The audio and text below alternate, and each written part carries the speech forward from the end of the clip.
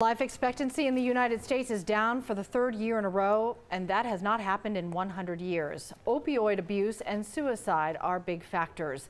The average lifespan is now 78.6 years. The CDC says drug overdose deaths went up 10% last year, and suicides rose almost 4%. 11 Alive medical expert Dr. Sujatha Reddy says the study shows we are doing a better job of tackling the top killers of Americans: heart disease and cancer.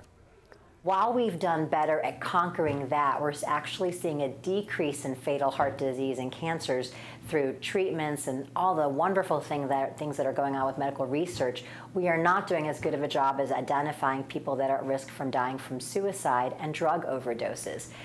The last time life expectancy went down 3 years in a row in the U.S. was during World War I, 1914.